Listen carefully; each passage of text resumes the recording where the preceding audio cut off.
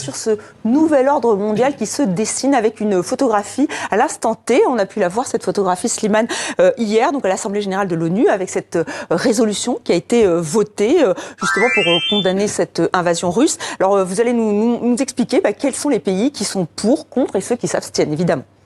Alors, si on cartographie les résultats de cette résolution, l'enseignement le plus pertinent, c'est le poids de l'Afrique dans la masse des pays abstentionnistes.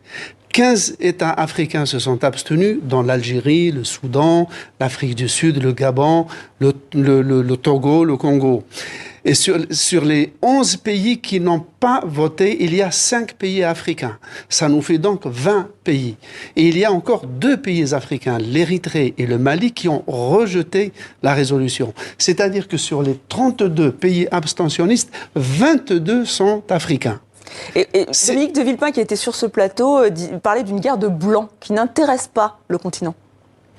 En tout cas, si on regarde le poids des abstentionnistes sur le plan démographique, en ajoutant donc aux pays abstentionnistes africains les grands géants de l'Asie, la Chine, l'Inde, mais aussi le Pakistan et le Bangladesh qui totalisent presque 200 millions chacun, on a presque plus de la moitié de l'humanité démographiquement est abritée dans des pays qui se sont abstenus. Et ce qui est important dans le sens de cette abstention, c'est qu'on leur a demandé quoi? On leur a demandé de voter une résolution qui préconise moins la condamnation de la Russie que le rétablissement du droit international, c'est-à-dire l'inviolabilité des frontières. Et donc ces pays-là, qui en principe défendent l'inviolabilité des frontières, ont choisi de s'abstenir. Et pour certains d'entre eux, on peut même appliquer l'adage qui ne dit mot consent. Alexandre